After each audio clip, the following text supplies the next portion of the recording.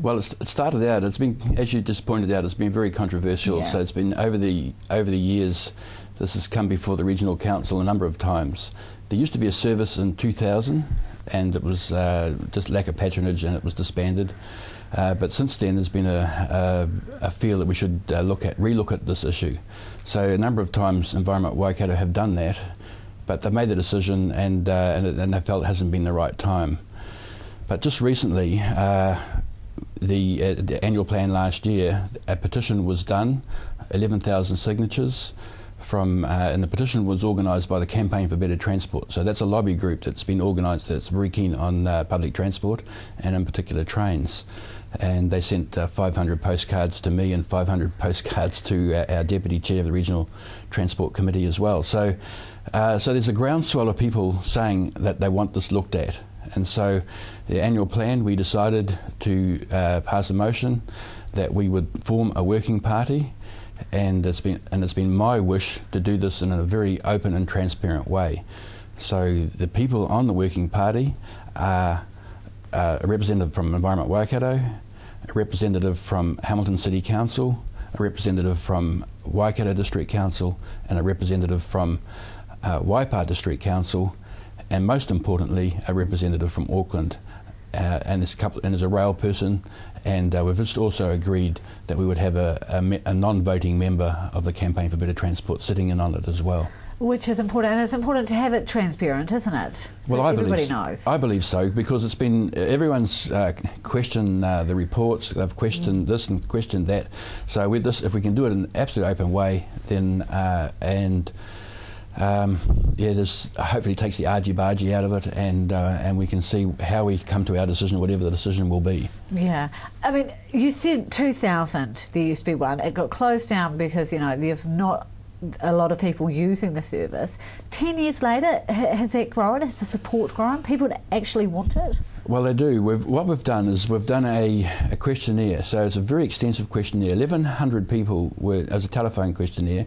1,100 people in the Hamilton, Waipa and Waikato district areas were questioned, and it showed that 81% want a rail service.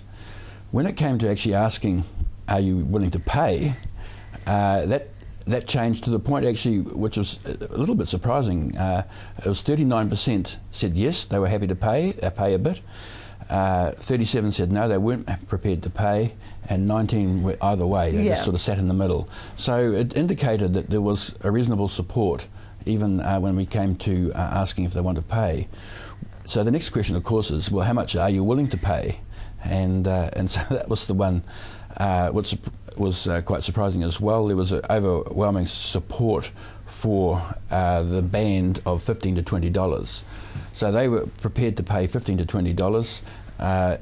There was a number of people who supported even paying in the next band. I think it was $20, $25. So a little bit more. Is that a week or a day? No, that's out of their rate bill once a year. So it'll be only hopefully, and we haven't got these figures, but we're just trying to get a feel for where people are. Yeah. So that would be a $20 extra increase on their rate bill per year. Which isn't a lot, really, but I suppose if people aren't going to be using the service, or it is a lot on top of all the other rates you need to pay. Yeah, well, it's that's the thing that we as politicians have got to decide, but we will be looking for the community to give us direction on that. Yeah. But they sound like people are supporting you. People want this to happen. So, I mean, is it a viable option?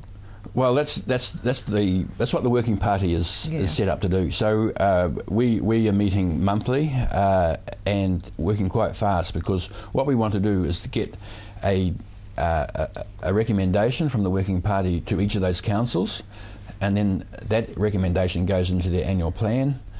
And then the annual plan then will go out with the budget and a discussion, and then go out to their communities.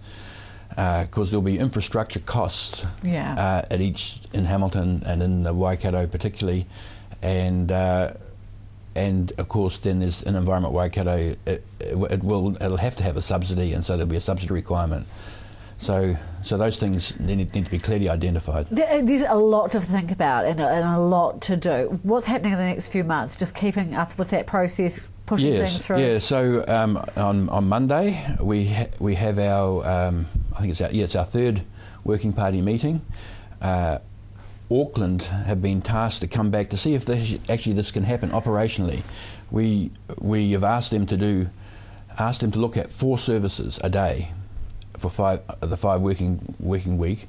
day working week, and then on the weekend 2 services. So we've asked them to look at that. Can they fit that in? Because there's really operational issues. Yeah. We know we cannot get a train into Britomart.